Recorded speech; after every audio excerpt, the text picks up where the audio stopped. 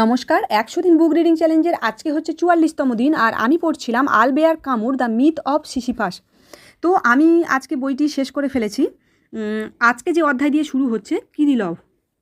তো কামু এখানে রুশ সাহিত্যিক ফিওদর দোস্তোভস্কির একটি চরিত্র কিরিলভকে আর কি সামনে আনেন।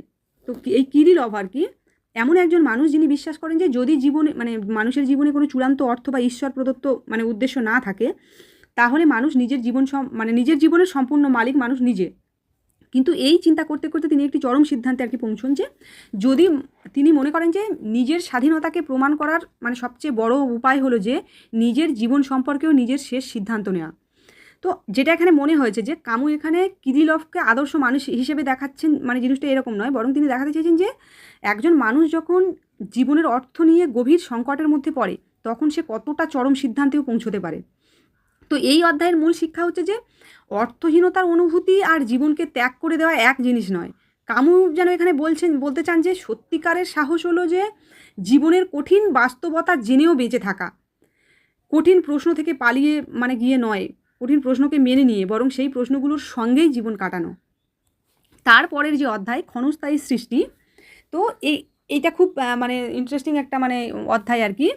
তো এই অংশে কামু যে শিল্পী, তারপর লেখক, তারপরে সৃষ্টিশীল যে সমস্ত মানুষজন আছে আর কি, তাদের কথা তিনি বলেন। এখানে একটি গুরুত্বপূর্ণ প্রশ্ন তোলেন যে যদি একদিন সব কিছু শেষ হয়ে যায়, যদি কোনো কিছুই চিরস্থায়ী না হয়, তাহলে মানুষ কেন সৃষ্টি করে? তো এটা খুব ভালো লাগে এই জায়গাতে যে কামু বলতে চান যে মানুষ শুধু ভবিষ্যতের জন্য সৃষ্টি করে না। একজন শিল্পী ছবি আঁকেন, বা একজন লেখক লেখেন, বা একজন কবি কবিতা লেখেন, কারণ সৃষ্টি করাটাই মানুষের জীবনের একটি প্রকাশ। তো একটি শিল্পকর্ম হয়তো 1000 বছর টিকে থাকবে না, বা সব 100 বছর টিকে থাকবে না। একটি বই হয়তো কিছুদিন পরে ভুলে যাওয়া হবে, বা একটি কবিতাকেও তাই। কিন্তু তাই বলে কি সৃষ্টির মূল্য কমে যাবে? বরং সৃষ্টি করার মধ্যেই মানুষের স্বাধীনতা, আনন্দ এবং বেঁচে থাকার প্রকাশ রয়েছে। সত্যি তো তাই, সৃষ্টির মধ্যেই তো আমরা যে মানুষ, আমরা তো বেঁচে থাকি সৃষ্টির মধ্যেই। আমাদের যে খুশি, আমাদের যে আনন্দ, এই সৃষ্টির মধ্যেই কিন্তু, এই সর্বোচ্চ খুশি বা আনন্দ আমরা সৃষ্টির মধ্যেই কিন্তু পাই। তো তার সাথে সৃষ্টি কতদিন টিকে থাকলো, মানুষ কতদিন মনে রাখলো সেটাকে, কত বছর মনে রাখলো, বা সেটা সেইভাবে প্রশংসিত হলো কি না, তাতে কি এসে যায়? তার সাথে কোনো কিছু যায় আসে না। অনেক সৃষ্টিশীল মানুষ রয়েছে, তারা হয়তো সেইভাবে সেই সম্মানটি হয়তো তারা সারা জীবনে পাননি, বা সমাজের চোখে আর কি সেই জায়গাতে আর কি পৌঁছননি। কিন্তু তাদের সৃষ্টির মধ্যে যে খুশি বা আনন্দ তারা পেয়েছেন, বা সেটা তো অন্য জিনিস, সেটা তো অন্য কোনোভাবে পাওয়া সম্ভব নয়।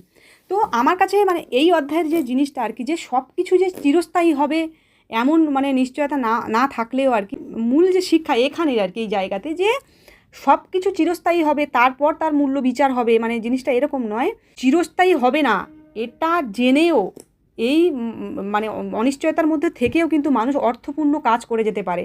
কারণ অর্থপূর্ণ কাজের সাথে সেই কাজটা কতদিন মনে রাখবে, সেই জিনিসটা আসলে মেল খায় না। এর পরের যে অধ্যায়, দ্য মিথ অফ সিসিফাস। তো সবশেষে আসে আর কি বইয়ের সবচেয়ে আর কি বিখ্যাত সেই অংশ আর কি, দ্য মিথ অফ সিসিফাস। এখানে আর কি কামু গ্রিক পুরাণের একটি চরিত্র সিসিফাসের গল্প ব্যবহার করেছেন। তো পুরাণে বলা হয় যে সিসিফাসকে এমন একটি শাস্তি দেওয়া হয়েছিল, যেখানে তাকে একটি বিশাল পাথর আর কি বারবার পাহাড়ের চূড়ায় ঠেলে তুলতে হবে, কিন্তু প্রতিবারেই পাথরটি আবার নিচে গড়িয়ে পড়বে।